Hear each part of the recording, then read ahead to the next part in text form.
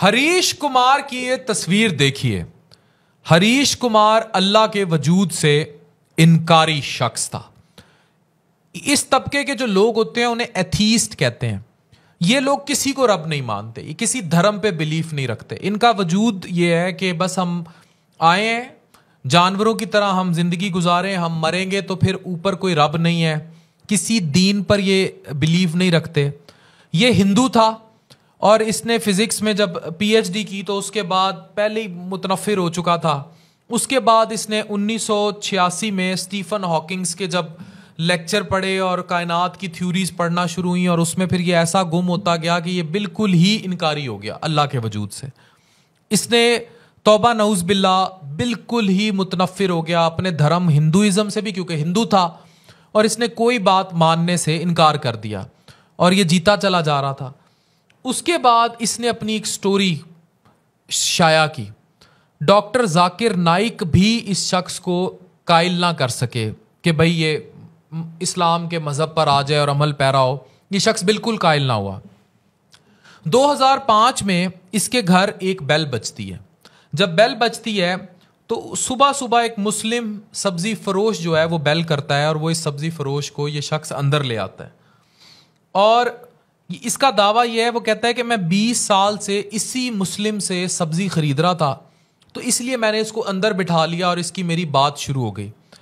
कहता है मैं सारी जिंदगी जो फिजिक्स में लेक्चर देता आया उसमें एक कदर बड़ी मुश्तरक थी और वो लफ्ज़ था प्रोबेबिलिटी, यानी कि कितना प्रोबेबल चांस है कि ये हो जाए या वो हो जाए। तो कहता है ये सब्जी वाला काफ़ी देर मुसलमान मुझसे बहस करता रहा और मैं इसकी कोई बात मानने को तैयार नहीं था, क्योंकि मैं खुदा के वजूद से इनकारी था और मुझे लग रहा था जैसे जाकिर नाइक की मैंने कोई बात नहीं सुनी, मैं इसकी बात क्यों मानूंगा।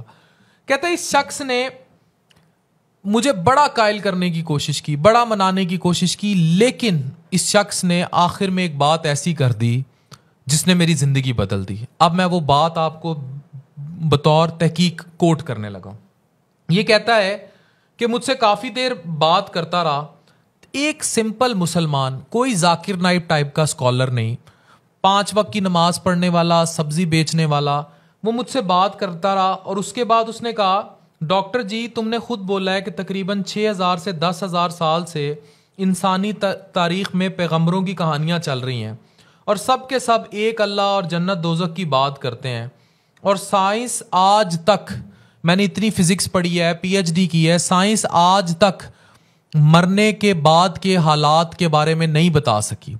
तो अब हमें सबको नहीं पता कि मरने के बाद क्या होगा। हम सब मर जाएंगे तो मरने के बाद क्या होगा। आप बतौर एथीस्ट ये बिलीव करते हैं कि मरने के बाद हमारा वजूद ख़त्म हो जाएगा, लेकिन इस बात पे भी बिलीफ है कि आगे का जहां होगा।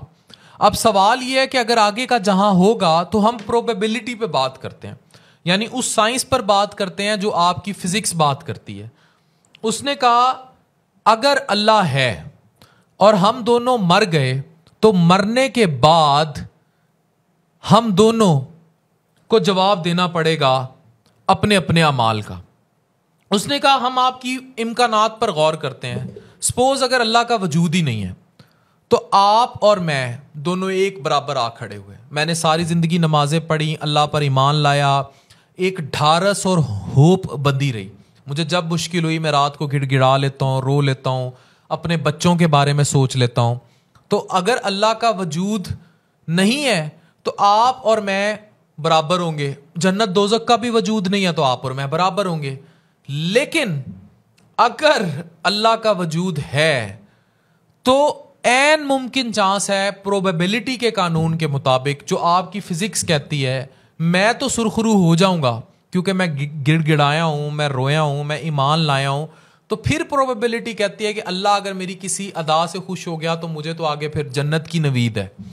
लेकिन आपने तो वो किस्सा यहीं तोड़ दिया कि अल्लाह का वजूद है, तो आपने तो बीइंग एथिस्ट वो किस्सा ही यहीं खत्म कर दिया। यानी आप तो फिर आगे तबाह ही तबाह हैं। आपने प्रोबेबिलिटी के अपने फिजिक्स के कानून पर ही अमल नहीं किया। कहता है मैंने ये सुनना था 2005 में तो मेरे रोंगटे खड़े हो गए। मैं चीखता हुआ कमरे में भागा, मैंने एक ब्लैक बोर्ड लिया और मैंने फिजिक्स का हर कानून लगा कर देख लिया और उस सब्जी फरोश की बात हर दफा सही साबित हुई। यानी कि अगर रब का वजूद नहीं है तो वाकई हम दोनों बराबर हैं, लेकिन अगर है तो मुझसे बहुत आगे है। तो इस कानून के तहत उसने मुझे हरा दिया और मैं ये मानने को तैयार हो गया। कहता है फिर मैंने सोचा और मैंने स्टडी किया कि अब तो मुझे किसी ना किसी मज़हब पर बिलीव करना पड़ेगा अगर मैंने आगे सुरखरू होना है।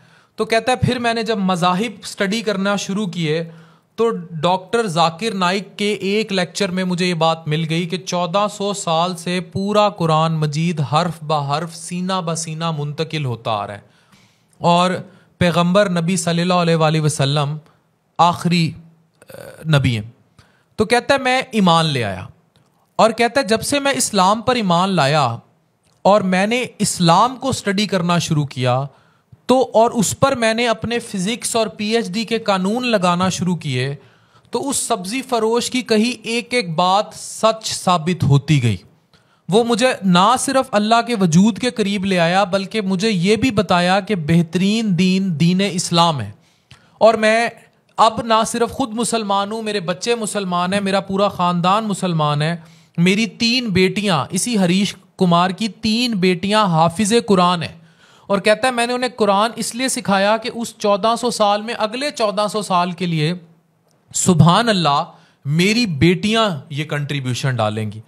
तो और कहता है आज मेरा नाम हरीश कुमार नहीं है, अब्दुल अहद है। और जानते हैं कि मैंने ये नाम अब्दुल अहद क्यों रखा? दोबारा सुनिए, जानते हैं कि उसने ये नाम अब्दुल अहद क्यों रखा? क्योंकि अब्दुल अहद 2005 में इसकी जिंदगी बदलने वाले सब्जी फरोश का नाम था। ला इलाहा इल्लल्लाह मुहम्मदुर रसूलुल्लाह। डॉक्टर अफान कैसर साइनिंग ऑफ।